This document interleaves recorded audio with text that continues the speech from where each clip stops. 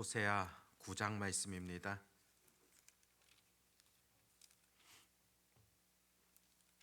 호세아 9장 1절에서 17절 말씀입니다.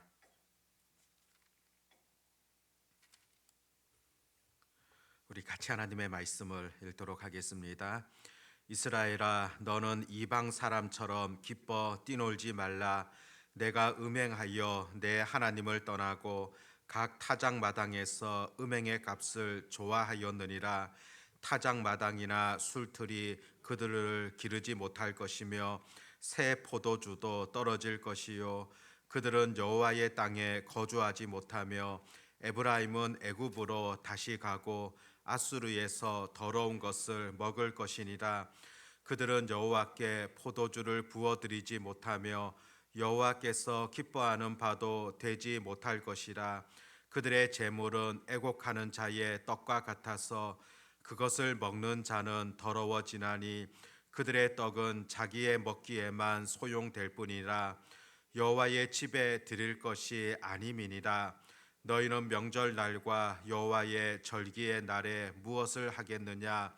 보라, 그들이 멸망을 피하여 갈지라도 애굽은 그들을 모으고 노은 그들을 장사하리니 그들의 은은 귀한 것이나 찔레가 덮을 것이요 그들의 장막 안에는 가시 덩굴이 퍼지리라. 형벌의 날이 이르렀고 보응의 날이 온 것을 이스라엘이 알지라. 선지자가 어리석었고 신에 감동하는 자가 미쳤나니 이는 내 죄악이 많고 내 원한이 큼이니라. 에브라임은 나의 하나님과 함께한 파수꾼이며 선지자는 모든 길에 친새 잡는 자의 그물과 같고 그의 하나님의 전에는 원한이 있도다. 그들은 기브아의 시대와 같이 심히 부패한지라. 여호와께서 그 악을 기억하시고 그 죄를 벌하시리라.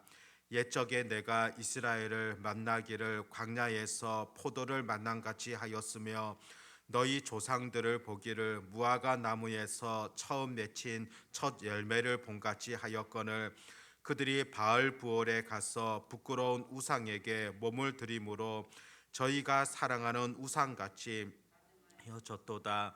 에브라임의 영광이 새같이 날아가리니 해산하는 것이나 아이 베는 것이나 임신하는 것이 없으리라. 혹 그들이 자식을 기를지라도 내가 그 자식을 없이 하여 한 사람도 남기지 아니할 것이라. 내가 그들을 떠나는 때에는 그들에게 화가 미치리로다. 내가 보건대 에브라임은 아름다운 곳에 심긴 두로와 같으나 그 자식들을 살인하는 자에게로 끌어내리로다. 여호와여, 그들에게 주소서. 무엇을 주시려 하나이까? 아이 베지 못하는 태와 젖 없는 유방을 주시옵소서. 그들의 모든 악이 길갈에 있으므로 내가 거기에서 그들을 미워하였노라. 그들의 행위가 악함으로 내 집에서 그들을 쫓아내고 다시는 사랑하지 아니하리라. 그들의 지도자들은 다 반역한 자니라. 에브라임은 매를 맞아 그 뿌리가 말라 열매를 맺지 못하나니 비록 아이를 낳을지라도 내가 그 사랑하는 태의 열매를 죽이리라. 그들이 듣지 아니하므로 내 하나님이 그들을 버리시리니 그들이 여러 나라 가운데에 떠도는 자가 되리라. 아멘. 어느 식물을 좋아하는 사람이 어느 섬에 가보니까 아주 좋은 그런 난이 있었습니다. 그 난을 발견하고서는 그 반가움을 금할 수가 없었거든요. 그리고 그 난을 캐 가지고 이제 집으로 가져왔습니다. 집에서 잘 키워 가지고 이 멋있는 난을 좀 이웃 사람들에게도 나누어 주어야 되겠다, 그런 생각이었습니다. 그런데 그 난을 캐 와서 집에 와서 가만히 보니까 거기서는 난이었는데 집에서 보니 오히려 잡초로 변해 있었습니다. 희귀한 난을 번식시키려는 그런 목적이었는데 그것이 그냥 흔히 볼 수 있는 잡초로 바뀌어져 있었다는 것입니다. 그럼 그것을 어떻게 하겠습니까? 그냥 잡초이기 때문에 버릴 수밖에 없는 것이지 않겠습니까? 오늘 본문이 바로 그와 같은 마음을 잘 보여주고 있습니다. 오늘 본문에서 중요한 구절은 10절 말씀을 보면은 옛적에 내가 이스라엘을 만나기를 광야에서 포도를 만난 같이 하였으며 너희 조상들을 보기를 무화과 나무에서 처음 맺힌 첫 열매를 본 같이 하였거늘 그들이 바알보올에 가서 부끄러운 우상에게 몸을 들이므로 저희가 사랑하는 우상같이 가증하여 졌도다. 하나님께서 처음 이스라엘 백성들을 만났을 때 그때 어떠했던가 그것을 비유적으로 지금 표현하고 있습니다. 거친 광야에서 포도가 열려 있는 포도나무를 만난 것과 같았다. 그렇게 기록하지 않습니까? 광야가 어떤 곳입니까? 식물이 살아가기 아주 어려운 곳이며 또 그곳에는 잡초, 가시나무 그와 같은 것들만 있을 뿐입니다. 그런데 그 광야에서 탐스러운 포도 열매, 포도나무를 만났다. 얼마나 반가운 일이겠습니까? 바로 하나님께서 이스라엘 백성들을 만났던 것, 그들을 처음에 택해 주셨을 때 그 하나님의 마음이 그와 같았다는 것을 표현하고 있지 않습니까? 그뿐이 아니라 무화과 나무에서 열렸던 첫 열매와 같았다. 그렇게 표현하고 있습니다. 무화과 나무 같은 경우에는 한번 심게 되어지면은 오랫동안 열매를 맺지 않다가 이제 첫 열매를 맺었을 때 그때의 감격이 어떠하겠습니까? 어느 날 농부가 나가 보니까 첫 열매가 맺혀 있습니다. 기다려왔던 것이고 큰 기쁨이지 않겠습니까? 아주 소중한 것입니다. 바로 하나님께서 그 백성들을 바라볼 때 그 마음이 그 무화과 나무에서 첫 열매가 맺힌 것과 같다. 그렇게 지금 비유적으로 말씀하고 있습니다. 하나님께서는 그 귀한 백성들을 불러주셨고 그렇게 기쁨의 백성들을 이제는 가나안 땅으로 옮겨 놓으셨습니다. 그런데 그곳에서 그들은 어떻게 하고 있습니까? 오늘 10절에서 보여주는 것과 같이 바알부올에게로 갔다. 우상에게로 갔다는 겁니다. 우상을 따르게 되어졌다는 것입니다. 오히려 그곳에서 변질되어졌다는 겁니다. 다시는 열매를 맺지 못할 뿐만이 아니라 평범한 잡초 이방인들과 같이 되어졌다는 것입니다. 그렇기 때문에 하나님께서 그 백성을 바라보실 때 안타까운 마음을 가지시고 더 이상 하나님께서 원하셨던 생각하셨던 그런 나무가 아니기 때문에 버릴 수밖에 없다는 겁니다. 오늘 본문에서도 그와 같은 내용이 계속되어지는데 오늘 1절 말씀에서는 타작마당이다 그렇게 시작을 하고 있습니다. 타작마당이라는 것 좀 시끄럽고 사람들로 좀 많이 모여 있는 그런 장소이지 않습니까? 그런데 오늘 1절과 2절에서 보여주는 그 타작마당의 모습은 어떠합니까? 그곳에서 많은 남녀들이 모여가지고 술을 먹으며 뛰놀게 되어지고 또 그곳에서 음란한 행위를 하게 되어지는 그런 내용들, 즉 이방 민족들이 하게 되어졌던 타작마당의 모습이 바로 이스라엘 백성들 가운데에도 있었다는 것입니다. 사실상 타작마당이라는 곳은 하나님 앞에 감사를 드리는 그런 장소이지 않습니까? 한 해 동안에도 하나님 보살펴 주셔서 귀한 수확을 얻을 수 있도록 도와주셨음을 감사하며 기쁨의 장소가 되어야 함에도 불구하고 오히려 그곳이 우상을 섬기며 타락의 장소가 되어졌음을 하나님 안타까운 마음으로 바라보고 계시는 것입니다. 그래서 하나님께서 경고하시길 이 타작 마당에서부터 시작해서 너희들은 가나안 땅에서 거주하지 못하며 결국에 그들이 이방인들의 포로로 잡혀갈 것을 경고하시는 그런 말씀을 보게 되어집니다. 오늘 읽었던 이 말씀을 통하여서 이제는 맛을 잃어버린 그 백성들을 향하여서 반복하여서 들려주시는 경고의 말씀들, 또 하나님께서 그들을 어떻게 버리시며 심판하실 것인가를 선언하시는 것을 듣게 되어집니다. 한 네 가지 정도 그렇게 말씀하는데, 첫 번째는 더 이상 너희가 그 가나안 땅에서 곡식과 포도주를 먹지 못할 것이다, 그렇게 전해 주십니다. 2절에 보니까 타작마당이나 술틀이 그들을 기르지 못할 것이며 새 포도주도 떨어질 것이다. 그곳에서 더 이상 수확을 얻지 못할 것임을 경고하시는 그런 음성입니다. 두 번째는 그들이 앞으로 이방의 포로로 잡혀갈 것을 선언하십니다. 3절 말씀에 보면 그들은 여호와의 땅에 거주하지 못하며 에브라임은 애굽으로 다시 가고 아수르에서 더러운 것을 먹을 것이니라. 결국에 그들이 이방인들의 그런 지배를 받게 될 것임을 하나님 말씀하십니다. 세 번째로서는 4절 말씀부터 보면은 그들이 드리는 제사에 대하여서 결코 하나님께서 받지 아니하시겠다는 것입니다. 이방신을 섬기면서 오히려 하나님에게 대하여서도 형식적으로 드려지는 그 제사, 결코 하나님께서 원치 않으시고 또 받지 아니하시겠다는 겁니다.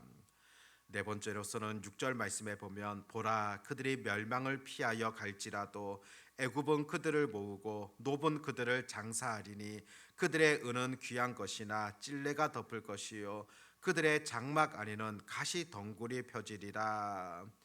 재앙을 피하여서 도망한다 할지라도 결코 성공하지 못하며 오히려 더 큰 재앙을 맞이하게 될 것임을 하나님께서 전해주고 계십니다.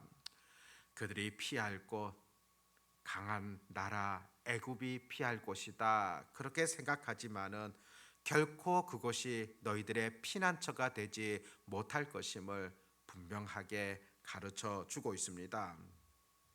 하나님께서는 그 이스라엘의 사라지는 영광에 대하여서 어떤 말씀을 주십니까? 11절에 보면 에브라임의 영광이 새같이 날아가리니 해산하는 것이나 아이 베는 것이나 임신하는 것이 없으리라. 새같이 다 날아가 버리겠다.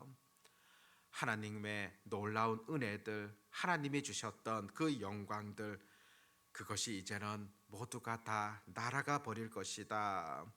해산하는 것이나 아이 베는 것이나 임신하는 것이 없으리라.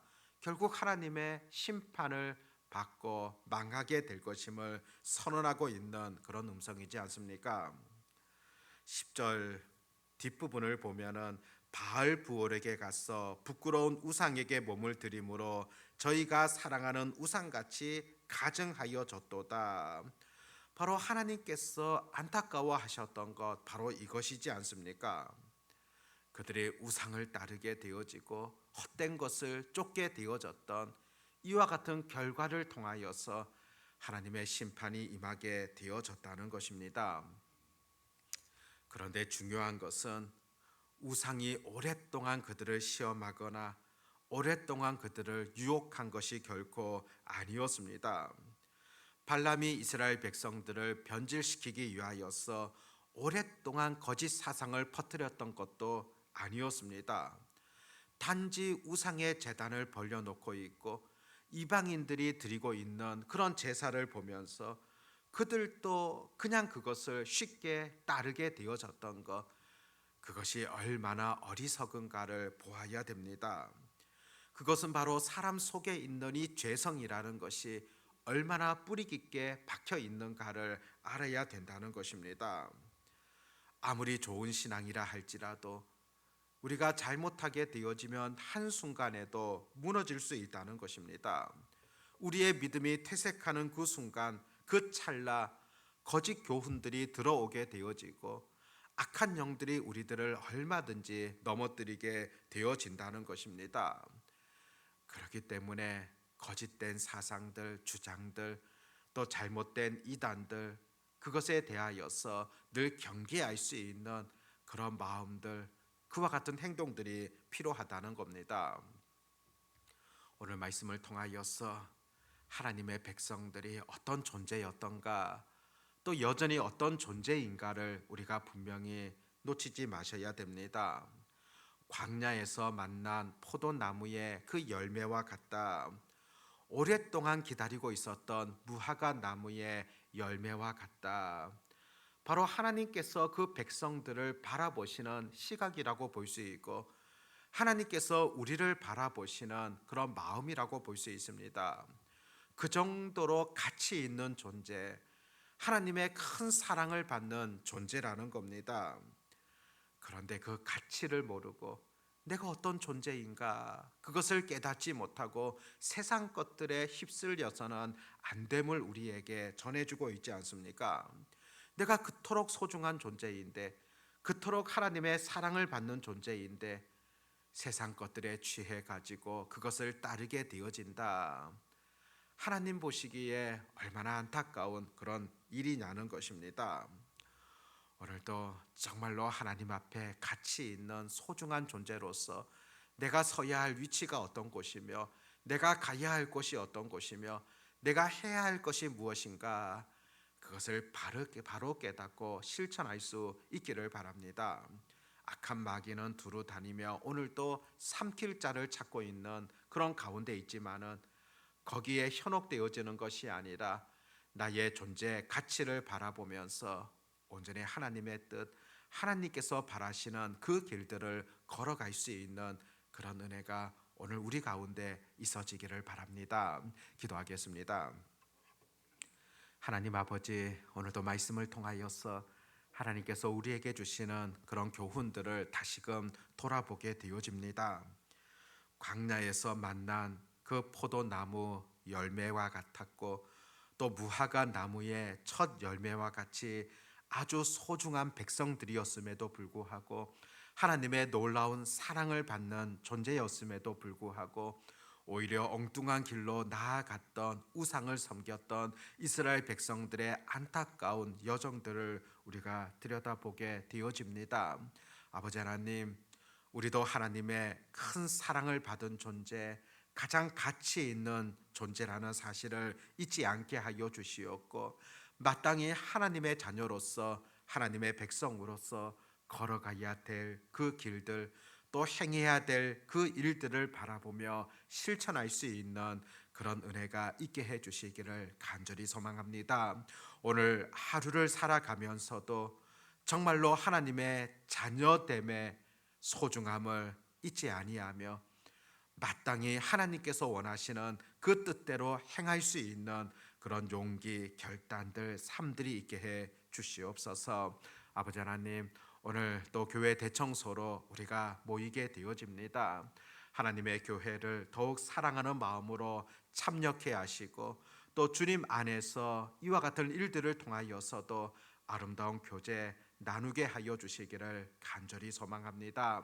내일 거룩한 주일 또 주님 앞에 나와 예배할 때 우리의 마음과 정성을 다한 그런 예배 드리게 하여 주시옵시고, 무엇보다도 마음껏 예배할 수 있다는 것, 이것이 얼마나 큰 은혜이며 하나님의 섭리라는 사실을 잊지 아니하고 감사함으로 나아올 수 있도록 하나님께서 도와 주시옵소서. 아버지 하나님, 오늘 하루도 주의 은혜 가운데 살아감을 잊지 않게 하시고, 또 무엇보다도 코람되어 하나님 앞에서 보다 더 정결하고 거룩하게 살아갈 수 있는 저희들 되게 해 주시옵소서. 전능하신 하나님을 온전히 의지하오며 우리 주 예수님의 이름으로 기도드립니다. 아멘.